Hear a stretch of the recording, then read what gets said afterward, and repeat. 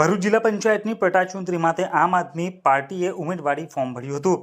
આછોટ બેઠક માટે આમ આદમી પાર્ટીના ટેકેદારોને સાથે રાખી ઉમેદવારી નોંધાવવામાં આવી હતી। આછોટ બેઠકના સદસ્યનું 2 વર્ષ પહેલા નિધન થતાં બેઠક ખાલી પડી હતી। આજરોજ આમ આદમી પાર્ટીના ઉમેદવાર જયંતિભાઈ મોટીભાઈ વસાવાએ આછોટ બેઠક માટે પોતાના ટેકેદારો સાથે ઉમેદવારી ફોર્મ ભર્યું હતું। તેઓની સાથે દમી ઉમેદવાર તરીકે આમોદ તાલુકાના સોનામા ગામના રાજભાઈ વિનોદભાઈ વસાવાએ આમ આદમી પાર્ટીમાંથી દમી ફોર્મ ભર્યું હતું। તેમની સાથે ગણતરીના કાર્યકરો ઉપસ્થિત રહ્યા હતા, જેમાં ભરૂચ જિલ્લા લોકસભાના પ્રમુખ યાકુબભાઈ ગુરુજીત, મહામંત્રી રફીકભાઈ યુસુફભાઈ નારસી સહિત ગણતરીના કાર્યકરો ઉપસ્થિત રહ્યા હતા।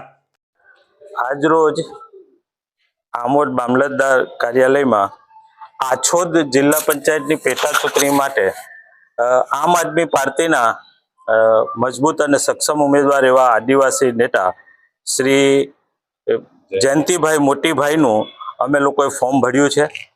જયંતિભાઈ એક સમગ્ર વિસ્તારની અંદર યુવાન તરીકે યુવાનોમાં ખૂબ પ્રિય છે અને સામાજિક કામોમાં હંમેશા અગ્રેસર રહ્યા છે। આવા ઉમેદવાર સાથે અમે આ ચૂંટણીમાં જઈ રહ્યા છે। ભારતીય જનતા પાર્ટીથી સમગ્ર જનતા પરેશાન છે, ત્યારે એમને કોઈક સારું ઓપ્શન જોઈએ છે, તો આછોદ જિલ્લા પંચાયત વિસ્તારની જનતાને અમે આમ આદમી પાર્ટી તરફથી એક ઓપ્શન આપેલું છે। અમને વિશ્વાસ છે કે આ ચૂંટણીમાં અમે ભાજપને હરાવીશું અને અમારા જયંતિભાઈ વિજયી બનશે। આમ આદમી પાર્ટી એ ભરૂચ જિલ્લા પંચાયતમાં પોતાનું ખાતું ખોલશે એવી અમને સંભાવના છે। જ્યારે લોકસભામાં કોંગ્રેસે તમને સમર્થન આપ્યું હતું, ત્યારે આજે આ કેમ થઈ નથી રહ્યું? લોકસભાનું જે ગઠબંધન હતું એ લોકસભામાં ગઠબંધન હતું।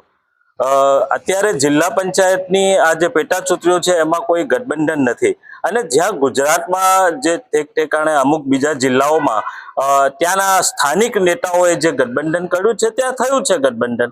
અહીંયા પેટા ચૂંટણી છે, અહીંયા ગઠબંધન નથી, એટલે અમે સામે સામે લડીએ છીએ।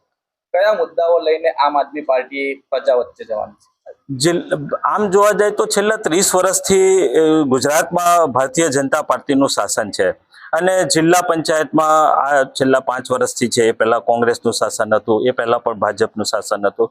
ભાજપ એક કંપની બની ગઈ છે, જે રાષ્ટ્રીય પાર્ટી હોય, લોકોના કામ કરવા માટેની પાર્ટી હોય, સત્તામાં જતા હોય ત્યારે વાતો કરે છે, લોકોના કામો કરવાની મોટા મોટા વાયદાઓ કરે છે, પરંતુ ભારતીય જનતા પાર્ટીના જે નેતાઓ છે એ માત્ર પોતાના ખિસ્સા ભરવામાં છે। એમને જનતામાં કોઈ ઇન્ટરેસ્ટ રહ્યો નથી, જનતાના કામમાં ઇન્ટરેસ્ટ રહ્યો નથી।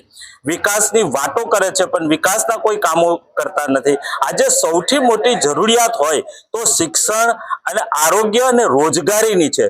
ભારતીય જનતા પાર્ટીનું આ 3 બાબતો પર કોઈ ફોકસ નથી। અમે ગામે ગામ જઈશું, રોજગારી, આરોગ્ય અને શિક્ષણની વાત લઈને જઈશું, અને સ્થાનિક જે ગામની સુવિધાઓ છે એ સુવિધાઓ બિલકુલ મૃતપાય છે, એને એ મુદ્દાઓ સાથે અમે સમગ્ર વિસ્તારમાં ફરીશું।